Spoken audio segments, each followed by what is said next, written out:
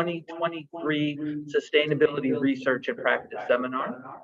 My name is Bradley Flam. I'm the Director of the Office of Sustainability, and I'm very glad you have joined us today for this presentation, either here in person in 255A and B Psych Student Union, or to those of you who have logged on via Zoom. Our office is proud to co-sponsor this series with the Office for Research and Sponsored Programs and the Sustainability Council's Scholarly and Creative Activities Committee. We have two more presentations in this semester series. So if you are able, please join us again next Wednesday and the Wednesday after for the final two presentations. There is a copy of the full program up here at the front of the room in Sykes. And for those of you on Zoom, my colleague Amy will put a link to the digital version of the program. So without further ado, or maybe there is a bit more to do, I know. we're struggling with the presentation display. We'll get there. We will be starting in just a moment.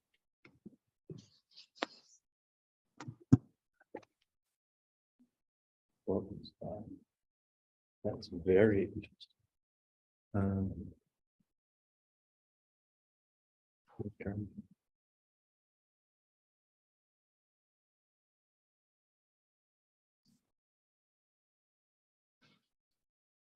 Don't ask me why it's showing them. Does it show on Zoom? Can you share?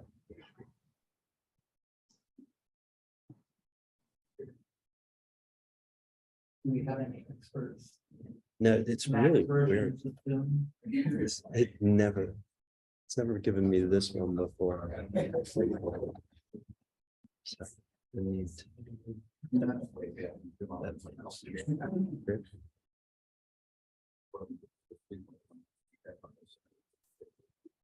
Okay, they've got that.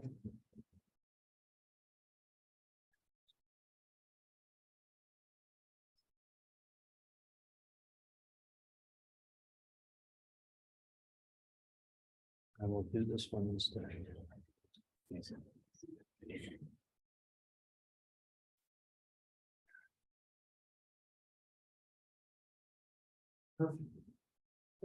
Close. All right, I need to collapse this thing.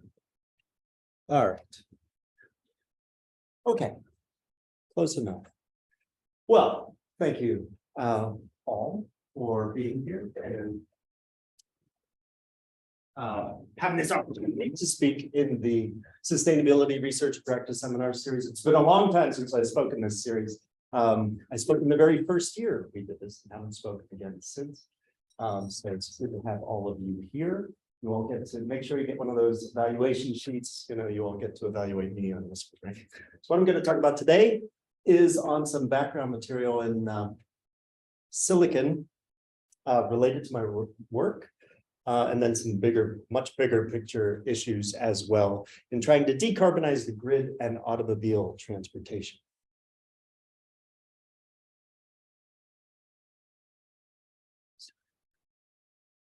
Okay. So what is the motivation for this talk? We won't see the top of any of my slides now. The motivation is, right, climate change is going on. Right? And as the Intergovernmental Panel on Climate Change, IPCC, has noted, they're setting a target to try to mitigate the worst effects of climate change to get net zero, that is net zero greenhouse gas emissions by 2050, right? So where do greenhouse gas emissions come from in the US? About 25% of greenhouse gas, GHG, come from electrical power generation, whereas a little bit more, 27% come from emissions from transportation. Now, I'm a physical chemist, so I worry about this one, right? Energy is conserved, it's not created or destroyed, it's transformed. But what people commonly say is we use energy, we create energy, we consume energy. That's the terminology. I'll use that typical terminology, but that's not what's going on. Okay, for transforming energy. All right. we want to get to this goal of net zero carbon emissions, greenhouse gas emissions by 2050. So, why do we emit so much? And couldn't we just use a lot less energy? And then maybe we wouldn't have to worry about this, right?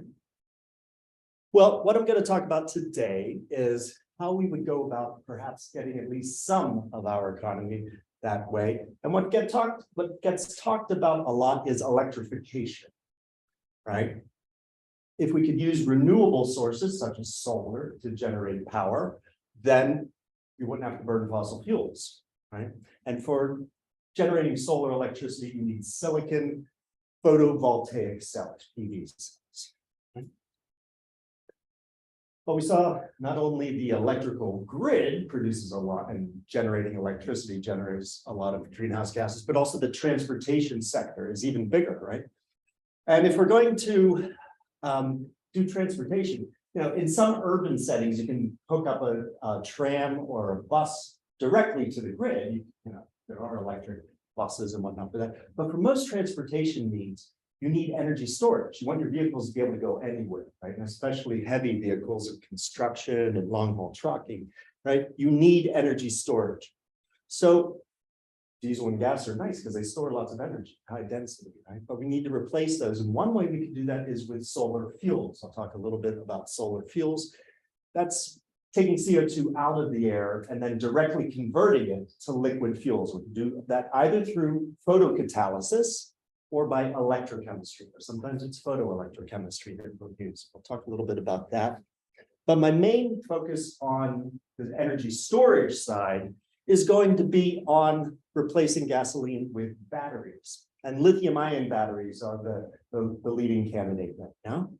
And we'll talk again about how silicon is involved in that, because you can make better batteries by adding some silicon to those. Right?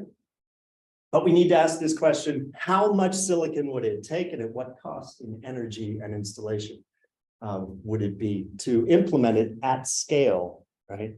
And let's think about time scale as well. 2050 isn't that far away.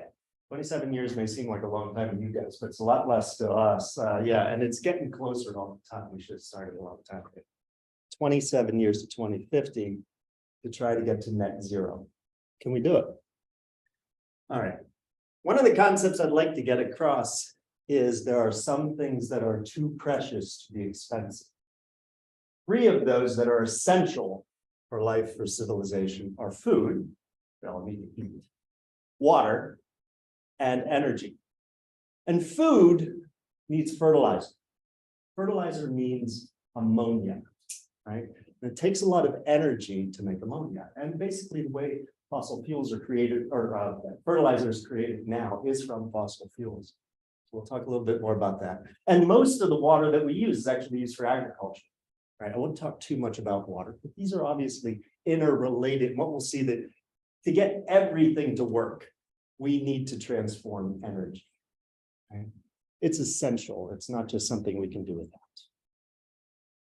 Okay, so let's mention the year 1965. 1965, I was 2, right? But that year is important not because I was 2, but because the world population surpassed 3.3 billion people. Now we're up to about 7.9 billion. Modern agriculture depends on ammonia. Ammonia, our chemistry students in the audience all know that ammonia is a molecule made out of nitrogen and hydrogen, right? NH3 is its formula. And the fertilizer that we use, nitrogen-based fertilizer that we use, can't be replaced by dung. There's not enough crap in the world to do all the farming we need, right? It's amazing when you think of all that stuff that's on Facebook, but still, there's not enough dung to do what we need to do in agriculture, right? And ammonia requires fossil fuels to be made the way it's made now. One, to generate the hydrogen that you need for the molecule, and also the generation of hydrogen is a highly endothermic process. It requires lots of energy to run it. And so to run the chemical reaction and heat it and compress the gases, they burn fossil fuels to do that. But this tie between agriculture for the food that we need to feed those 7.9 billion people and the fertilizer it takes to grow that much food has tied the price of food to the price of oil because they're coupled through ammonia. And that's what makes ammonia synthesis the most important chemical synthesis in industrial chemistry. But that year, 1965, is important because what's been going on since the Haber-Bosch process was installed. That's the industrial formation process of ammonia, right? The use of ammonia has shot up along with the population of the world. Now, if you were to get rid of ammonia, how many people could you provide food for? And there are estimates of that. And that's this line down here, which you see tops out at about 3.3 billion population of the world in 1965. So 1965 was watershed year. That's when human population went beyond what you could support with regular organic agriculture.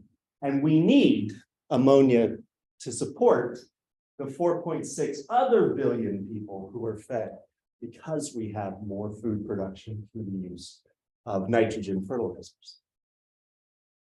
Okay, so that is one thing that couples energy use to food and human civilization. About 3% of the world's energy use is just for making ammonia. Okay, but that leaves 97%. There are a lot of other things. You can see a close tie there of why we need lots of energy to make lots of ammonia to feed lots of people. But there are other things we need energy for. What are those? Well, turn to the UN, where they created this Human Development Index, right? It's a summary. This kind of gives us a way to quantify how well a society is working at delivering good healthcare, long and healthy life, good education, knowledgeable population, and a decent standard of living. Okay? Now, back in about 2003, this is an excellent book I recommended, Vaclav Smil, noted that there was this correlation between the Human Development Index and the amount of energy that a society uses. Okay, so shortly after that, being a physical chemist, I couldn't fit a line to it. We usually try to fit a line, but I fit a nonlinear function to it, arbitrarily chosen. But we see there's a pretty good correlation, mathematical correlation, between the amount of energy consumed by a country and how well developed that country is. There are some outliers. We can take those ones out of the fit because the Gulf states have so much oil that energy is free there. Iceland is also somewhere way up here. It doesn't make any sense, right? Because energy is free in Iceland. Okay. We fit the rest of it. And then once we have a mathematical formulation, right, we can make predictions, right? And say some things that are going on. One thing we can look at, right, is we can say, oh, wait, you know, yes, you can be profligate with your energy use. You can use a lot more energy. This is in joules per person per year, right? And not give your population a lot more development. But what's clear is if a society does not expend, transform a minimum amount of energy, it does not develop. And so in order to move up this scale, you need to expend more energy. So let's arbitrarily pick 34 countries at the top with a population of about 1.1 down to Poland there. You know, you'll notice that the US is not at the very top of this list. The US is actually this point right there, right next to Luxembourg. Okay. Take those 34 countries. That's a Human Development Index of 8.76, 1.1 billion people. Below that live another 6.8 billion people.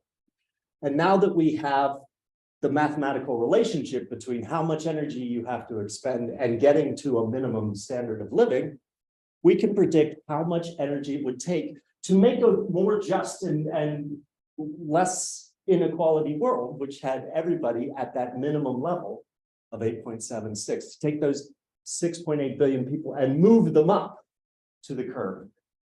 And it would take an 83% increase in how much energy compared to how much energy we're using today, 529 ectojoules, right? If we did that all in terms of just pump more oil and burn it, we would have to triple how much oil we use, which the climate obviously would not be able to withstand, right? The flip side of that is if we don't roughly double the amount of energy that we have available to transform every year per person, development's going to stop. Those 6.8 billion people will be left down there. They won't be able to move up unless there's the energy available to let them do that, right? So energy is consumed, transformed to provide basic services, healthcare, education, and a good standard, right? And without more and cleaner sources of energy, world development is going to cease and conflict's going to increase. So it's essential that we come up with other ways to find energy, make it available, and do it in a non-climate impacting way. So what source could we use? That's actually from a field in Umbria, beautiful little town. It's Salini going up to Tori. Wonderful. The word picturesque enough that they grow sunflowers too.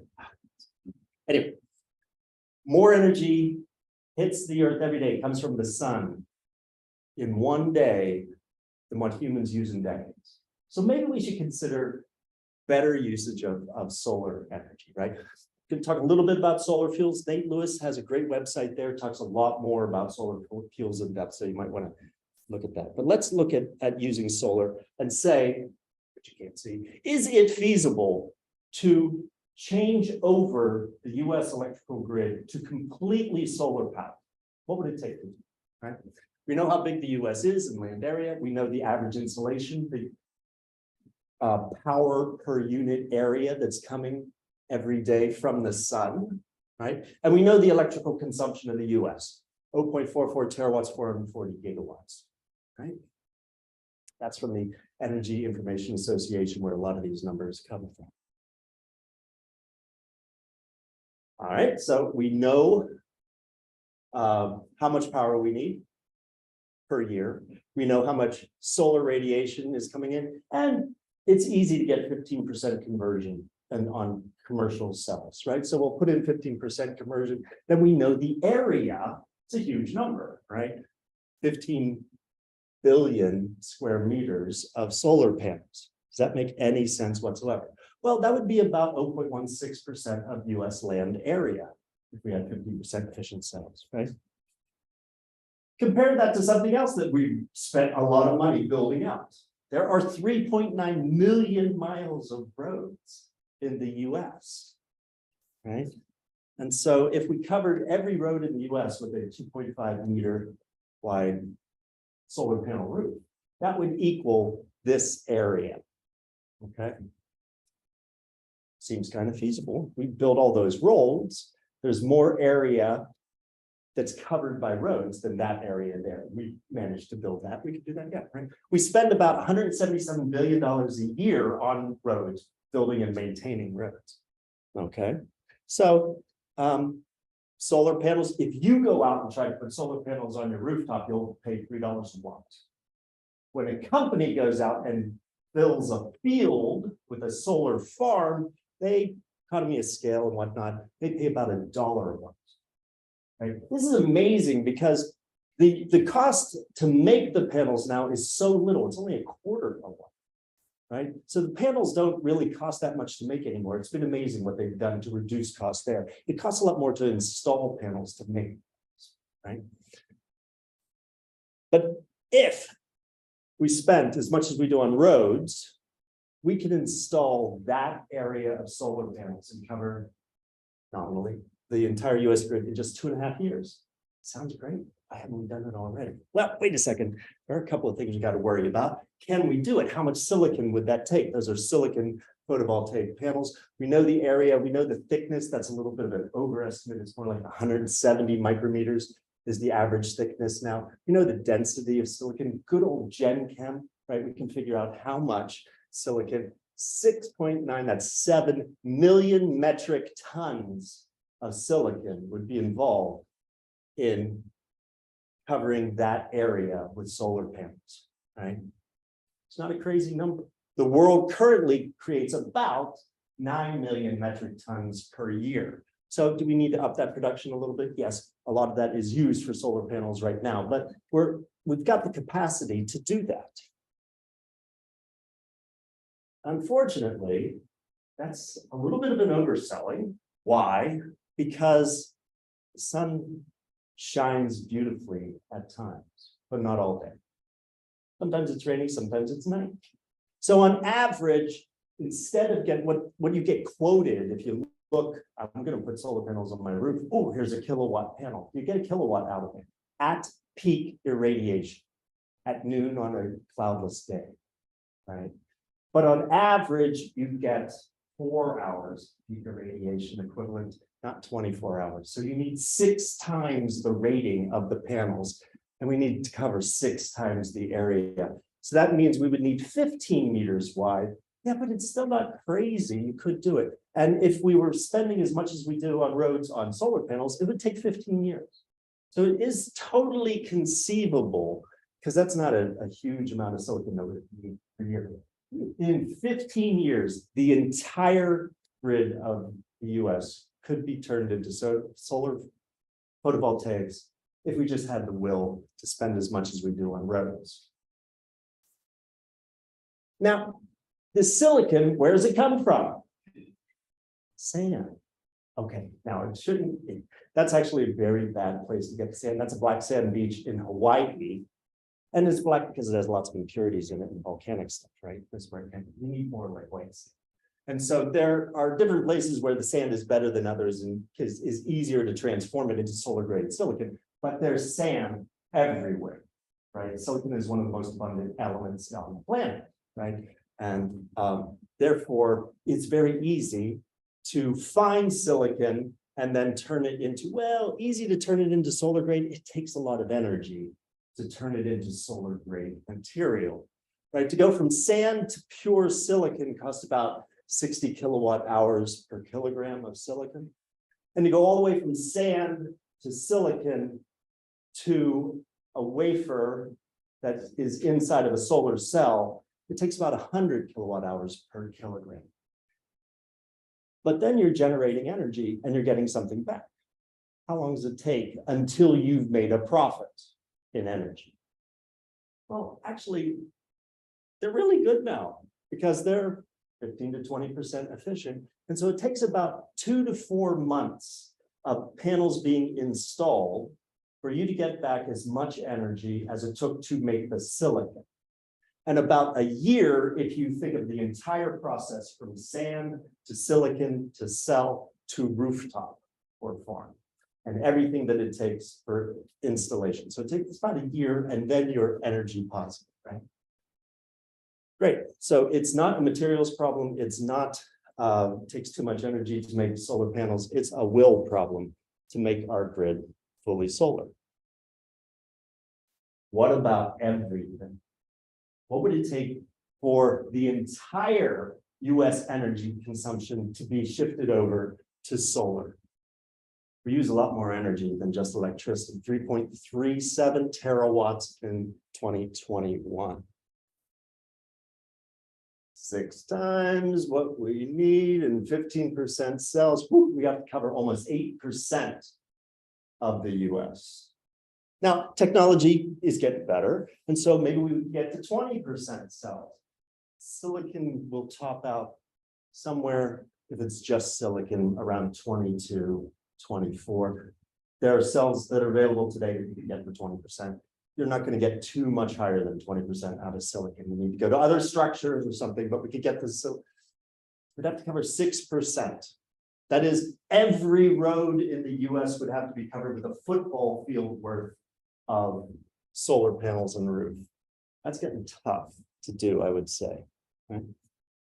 Okay. And if we were, again, spending as much on roads as we do in solar panels, it would take us over 100 years. So we're nowhere near the pace we would need if we wanted to cover all of our energy needs in just solar, right? And if we really wanted to go net zero by all solar, it would have to be $750 billion a year, right? Assuming that we still just installing at the rates or with the cost that we have now, right? But $750 billion a year is the kind of investment we really need to get net zero by 2050. Sounds like a lot of money. And it is, right? Of course, not all processes can be electrified. So there are other things we need, such as solar fuels. Talk a little bit more about those. And then there are other sources as well, right? One of those, of course, is wind, right? Which is a good thing to couple with solar. But both solar and wind need storage. They're intermittent. The sun doesn't shine all the time. Wind doesn't blow all the time, right? And really, we should just think about this a lot differently, right?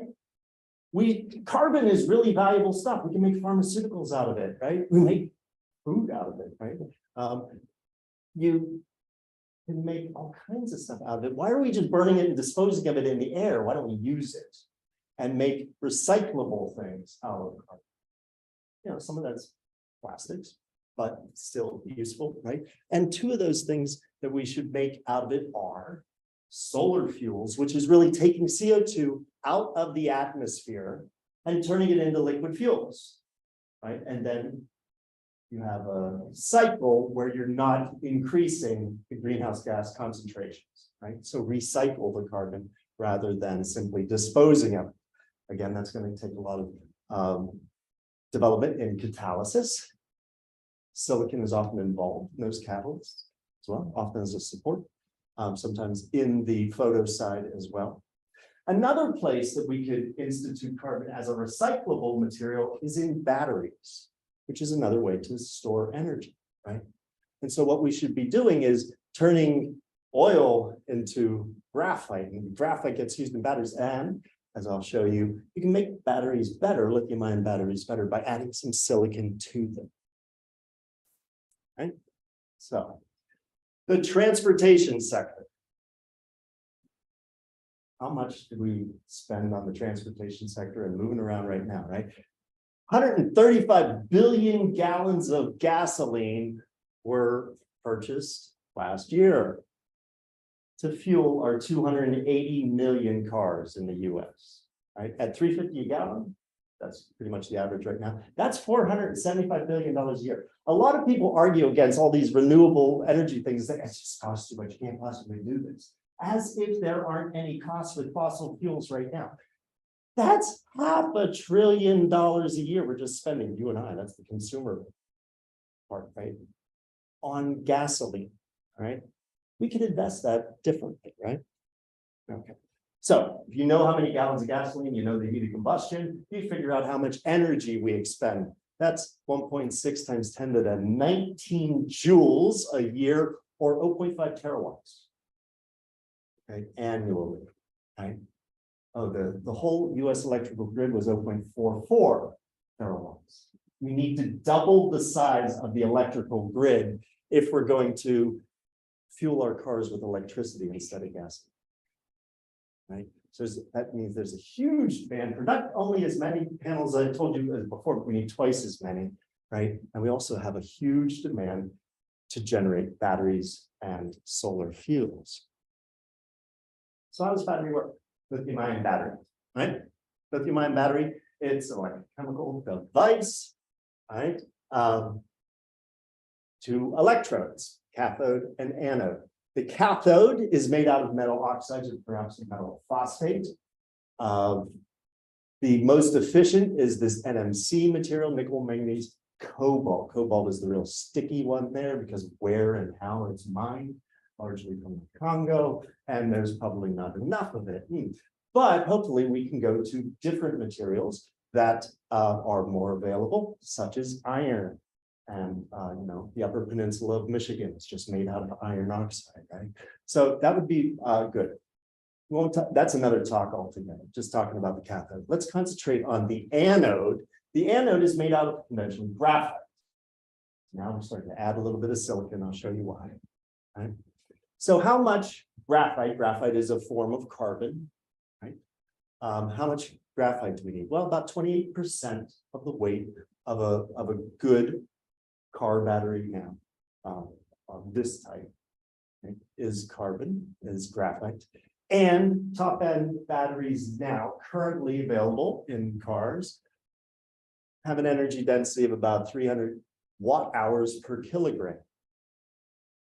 Well, if we needed half a terawatt worth of energy, that corresponds to over 4,000 million metric tons of carbon installed as anodes in cars. That's what we would need to change over all 280 million cars that we have now, right? That sounds like a crazy load, and it is a crazy load of carbon, right? But currently, 135 billion gallons of gasoline are just being burned and turned into 320 million metric tons per year of carbon. So instead of burning it, we turned it into graphite. We could cover that quantity in 13 years. It's a crazy amount of material, but we're doing a crazy amount of work already. Right? We can direct that work a little bit better. Instead of taking oil and turning it into gasoline, burning it and just releasing it into the atmosphere, what we should be doing is taking oil, turning it into graphite. Oil is a hydrocarbon, so the other product in that reaction is hydrogen. Oh, we need hydrogen. Why do we need hydrogen? We need hydrogen to make ammonia, other chemicals. And of course, you can use it as a fuel itself as well, which burns and creates water, which doesn't affect the greenhouse gas balance. So really, we need a shift in what we're doing with that. And then once we have it as graphite, we can recycle it in the battery cycle. We don't have to continually be dumping that into the atmosphere. Now, to make our batteries better and not need quite so much carbon, what we can do is add some silicon. Silicon has the highest storage density for lithium of any element, right? It's almost 10 times as much as what you can put in graphite. But we want our batteries to last a long time. We want them to last as long as the car, and yes, should be able to recharge it 1,500 times or so and have it last 20 years, right? Silicon, unfortunately, because you stuff so much lithium in it, it expands by a factor of 4. And as that expansion and contraction goes on, especially after the interaction with the binder and the electrolyte that's in there, you get some surface chemistry going on and it cracks and it forms a resistive layer that's really bad for the performance of the battery. So silicon by itself is not a good material as bulk silicon. Instead, what you want to do is make it nanostructure.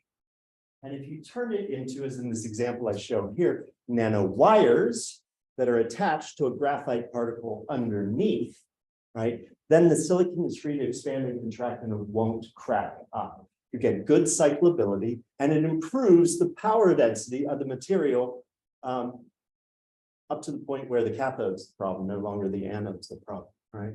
And then you need some more chemistry after that. But we can do this. Right, we can add like 10% silicon, improve the performance of the battery. That reduces the amount of carbon that we need. Right? That's not a limiting factor, but it means we need lots and lots of silicon. And how much is that? That's a lot more silicon than what we need on the PV side. This actually does kind of strain the capacity that we have. We need to up the capacity of silicon production, more sand to silicon, right, in order to provide this, because that's a lot more silicon here than what we need for PV. And, so if at current world production, it takes 35 years if everything went to batteries, but obviously some has to go to PV as well, right? So we really do need to up the production, especially if we want to get it done by 2050. Okay, so how much energy would it take then to make enough batteries for all the cars in the US? Right. Want to replace 10% of the carbon with silicon, 313 million metric tons. Okay.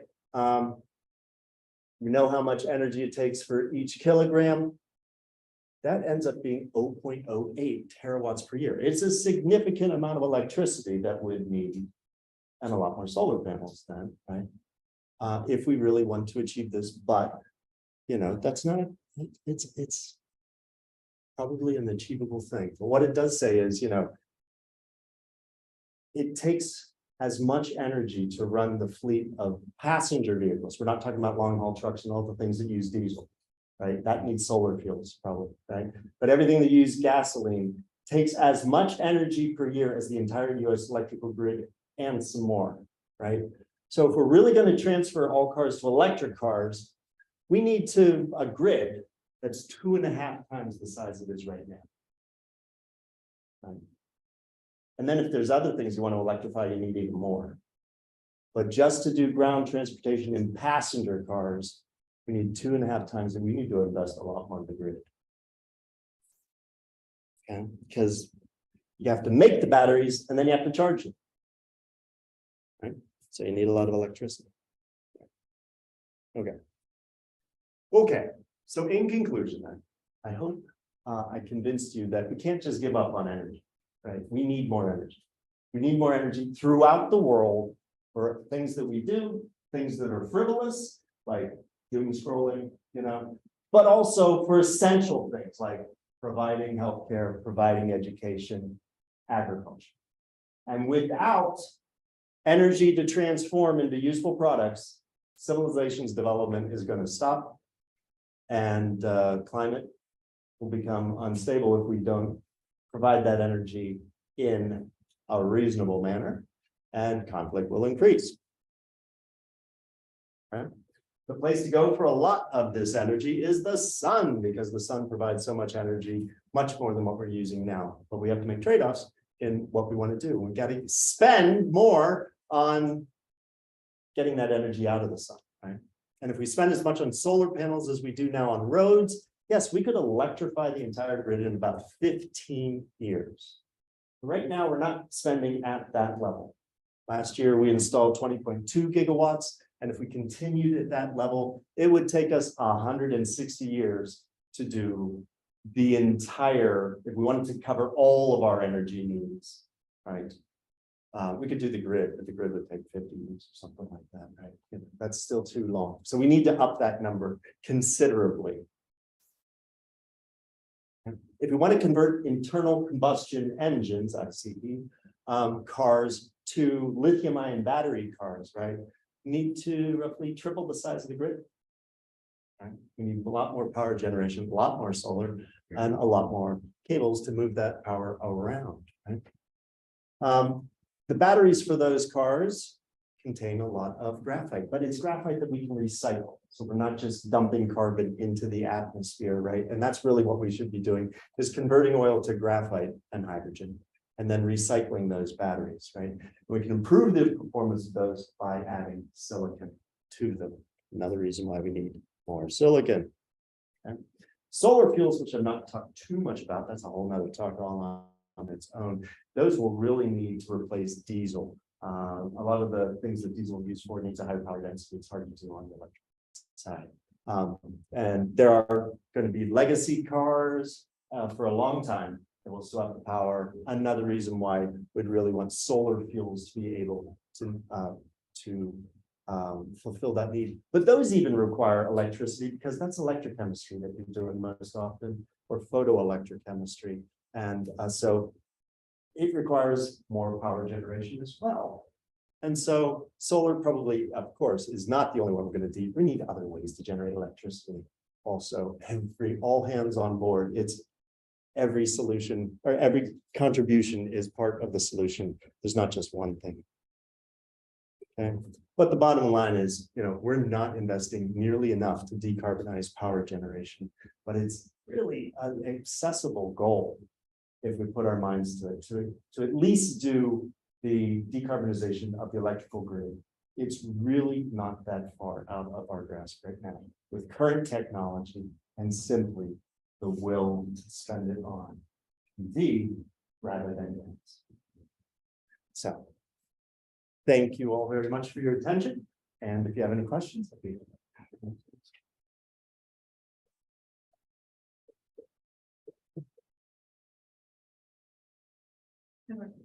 So, how much sand would you need to produce the amount of silicon that will be needed for those applications? Because I'm thinking, if you need to produce so much, Right.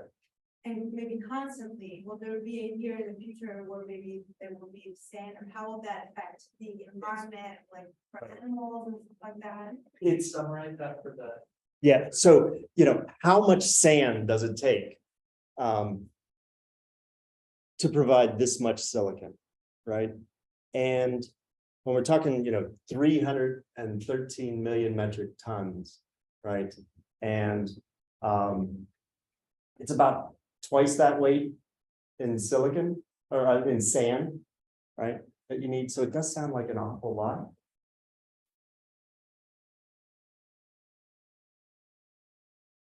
it's still small compared to the amount of carbon, right? Or roughly the amount of carbon that we're transforming every year in gasoline alone, right? So it is a very large number, but it's actually a manageable number. Yeah, it's, we're doing, 9 million metric tons a year now. And it's from very selected places. It's not, probably a big source of it in a strange way, a large source of it could be, this is sort of an odd, no, Greenland. Melting of glaciers in Greenland is releasing huge amounts of sand through erosion. So an odd byproduct of global warming is the melting of Greenland and the outflow of millions of tons of sand there. So it's there may be certain areas that have very pure sand that get affected, of course, right? But there's by far a quarter of the crust of the earth is silicon. So it's, there's more silicon out there than there is carbon. So I have a question about photons. Mhm. So a lot of the photons that come through the earth are being put to work with plants and so on. Mhm. So what do you have a handle on the photon budget? Well, you need to cover like 6% of the land area of the US. So what's the photon budget? Do we have enough photons out there, right? So you need to cover 6% of the land area of the US to cover all of our needs in energy, right? So you can compare that to how much is in agriculture right now, how much is in road. It's something around right now, it's somewhere between 0.5% and 0.75% are covered in roads, right? So you can do the electrical grid just by covering as much as you have in roads, right? Covering everything, now you start to encroach on some areas. Certainly, there would at 6 or 7% of the US covered in panels, there would be trade-offs, probably in some areas, right? Another reason why you need hopefully fusion one day, right? But you can't count on that for right now. But there, another reason you need wind and other things as well.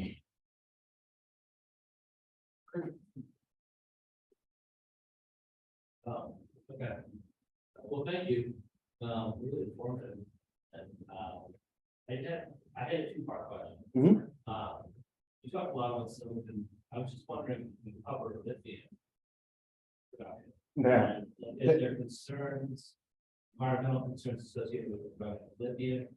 And then my second question was about just pre-existing solar grids. So is it easy enough to link in or pay into existing grid, like the one that the university has, for example? Do those get phased out? Is it hard to find, from the moment that you install a grid, there like a lifespan where that becomes obsolete after a certain amount of time? Then you can't, those panels are being manufactured.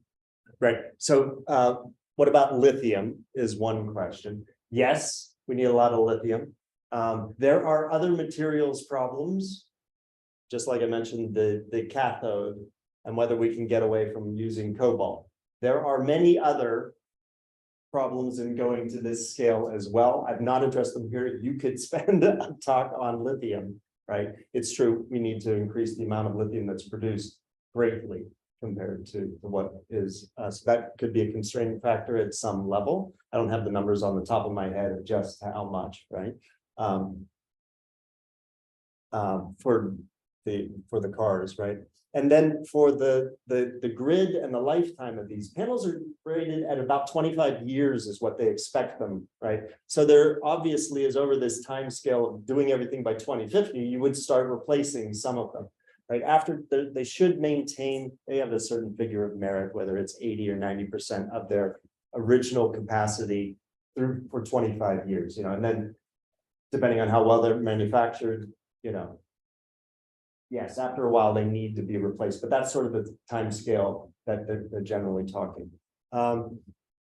And then, but the grid itself, right now, what we have, and if we really want to electrify things, is nowhere near the scale we need to be, right? We need to triple the size of the carrying capacity of electrical circuits in the US if we're serious about, do we have to worry about lithium as a thing or not? If we're not willing to build out the grid to that extent, why are you going after electric cars? And there are lots of reasons why you would want to, because there are lots of other electrification things we could do and whatnot. And there are good things for resilience if you have a much better grid as well. So, Kurt, can you stay a few more minutes? Sure. If there are more questions. Yep. Let me just quickly, let's see, we are at 12:50. And generally, we pause at this point in case you have a class you have to run to, or if those of you logged on via Zoom need to log off. But Professor Kolasinski said he can stay to answer a few more questions. I know I have some.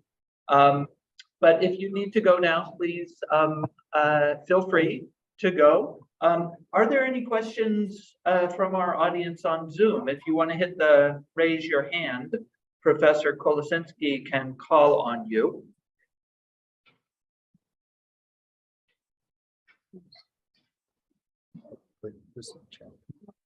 Okay. Are you- are they submitting? Let's see. Kind of off topic, but I read that you have authored over 100 scholarly publications. I was just curious on what your favorite publication was and how do you make time for this? Well, probably my favorite one is one on silicon. There are many of my publications that I feel very attached to. One is on silicon, and it introduced a whole new type of chemistry in order to make porous silicon that we called re-etching, which somebody then immediately, after spending days to try to figure out how to abbreviate regenerative electrolysis etching and make re-etching out of it, then somebody immediately wrote to me, my spell checker changes it to retching, which wasn't exactly what I wanted to hear, but that introduced a new form of chemistry with a lot of applications. So that's one of my favorites. Okay. But I don't have anything else that's science related. Yeah. I have a question on one of the figures stated on slide 21 about how much we have to expand the electrical grid to cover the total energy expenditure from transportation. I was just wondering, based on things that we learned in PPEP one, that car engines can only be a certain amount of efficiency, so there would be a lot of energy consumed by them that's totally lost. And is this more efficient? Is that maybe a little bit of an overstatement of the power? That is an excellent question. And it absolutely is in two senses, right? One is an internal combustion engine, you have to keep running at all times. And so while idling, it's still producing heat, though no useful work. An electric car does not do that. And therefore, to power through as many miles driven as we drive with, you don't need that much. So it is an overestimate. Yes, very much for those thermodynamic reasons. One, for the wasted heat, which there is more of, right? But also because there's no idling, no electric vehicle. So there is a significant over. I knew exactly, okay, it's 40% efficient. So, it is, some of it is that it's over the top. What I don't know is how much a battery discharges when not run, what the rate of that is. There's some of that. So there's a few trade-offs, but yes, this is the high-end prediction, and it could be as much as a factor of too high for that good thermodynamic reason. I have a question. On your slide showing the relationship between the Human Development Index and the amount of, I think it was per capita energy, not consumption, but transformation. It seems pretty clear that there is a point at which we start getting vastly diminishing returns. And that if we are at that 0.876 level, we can achieve a fairly high level of quality of life. Mhm. The United States is much beyond that level. Yep. And all of your calculations, if I understand correctly, were assuming business as usual. Right. How would your calculations change if what we did was see that 0.876 Yep. as a value to which in the United We should States, aspire. we could Yes. reduce our energy transformation to? You can see right here, there's the US. 375. About 4 times. And so I factor 2. Okay.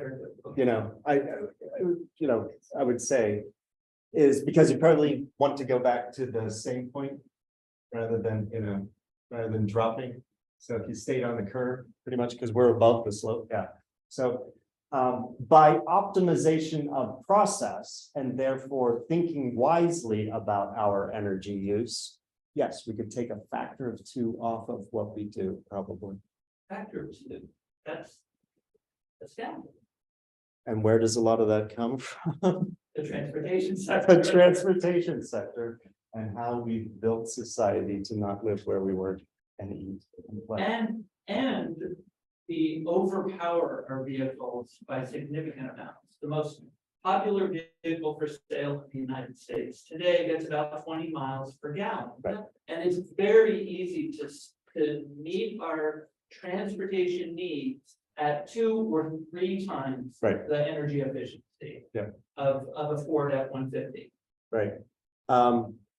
So Switzerland and Norway they're over here. Singapore is the one that, this is the one that I look at and I go, what is Singapore doing? Right? Because they're just crazy. I mean, Qatar makes sense. It doesn't matter. But Singapore, I don't know what they're doing. But yes, so I was not trying to make anybody make a difficult choice about anything and just say, let's move these people up. But there are wise ways that we could not have to increase our energy consumption, transformation, and still provide just as good of a standard of living. Yes, that is. It would be a very interesting study to see where all of that is in over air conditioning, right?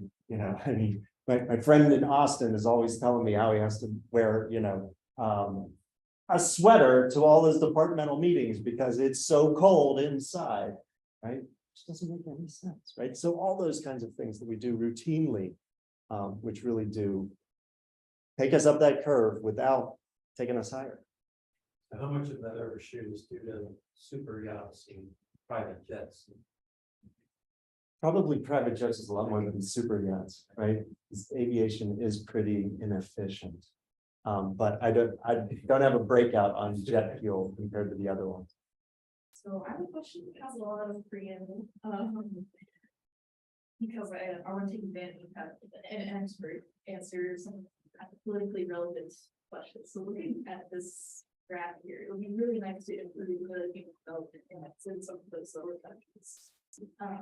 And given some of our political risk resistance in the United States too, will change things like, I know you may have family in Pittsburgh, if you drive on the turnpike, there's all of these billboards saying, we need coal, I want to stick with coal. And so yeah, incremental resistance to Yep. change would it make sense from a global economic and political view to implement some of these technologies more so in those less developed countries, so that, I mean, because they don't have the chance to, with carbon limitations, they don't have a chance to progress the same with the United States. We think it would make sense. Are the United States' energy production business just so popular that we really just need to replace those more quickly, or would it make more sense to trial those technologies in Right. countries? And then Do gradually the start? less developed countries have to follow our path is one way to put that, right? And, speaking as the grandson and great grandson of coal miners, right? I don't want those coal mines open either, right? Although, I have a very sentimental attachment to coal mines, right? It's what brought my family to Pennsylvania in the first place. But anyway, no, there's no reason for them to go on the path that we went, the less developed countries, and then transform. A lot of it should be go directly to electrification, go directly to solar fuels, go directly to, for your own, some of those needs such as diesel, and definitely go to solar in as many implications and wind as often as you can, especially in places that are like Saharan Africa, which has lots of open space. And there've certainly been, and it could be a way to help the development. There was a wonderful project that started and failed called Desert Tech, which was basically to cover a lot of the Northern Sahara with solar panels and export it to Europe to stabilize their grid and provide a large portion of it, which would have provided development money for the countries with the sand-covered expanses. But it largely on regulatory grounds couldn't get the cable across the Mediterranean. There are other reasons why they didn't want to invest as much as whatnot, but that was one of the big ones. So both for providing their own energy and for perhaps as export, other countries could definitely, ones that are on the lower end of that scale, could benefit from the implementation of more solar power. Yeah. Earlier, you compared United States and Luxembourg, is that where they are? They're right next to each other. That's how I remember where the US is, because that's the US and that's Luxembourg. So I was wondering, since Luxembourg is so wealthy and they are so small as a country, like, is there something that they're doing as like a model that we could then be doing? No, the opposite.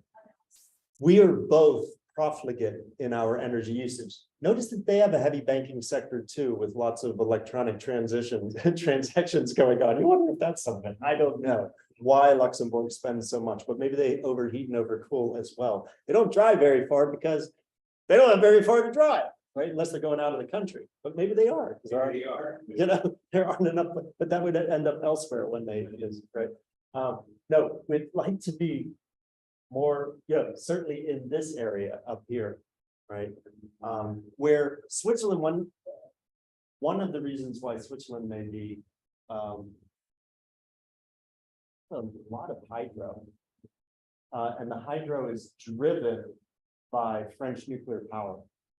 So it doesn't show up on their account. And so they may be cheating a little bit, because basically the large installed load of electrical generation from nuclear power isn't needed during the nighttime in France. So they pump water up into reservoirs at the top of the Alps and let it run over hydroelectric facilities during the day. And that they use that for load balance. So Switzerland gets to cheat that way, right? Norway is the country with the highest current, it's over 60%, and I think they're moving to, in just a few years, 100% of all cars will be electric. They have a guilty conscience because they pump so much oil and gas that they're trying to get their grid to be zero emissions as quickly as possible. So they've switched over rapidly to cars being electrified. Well, we're after 1 o'clock, so we probably ought to let our colleagues online know. Let me just.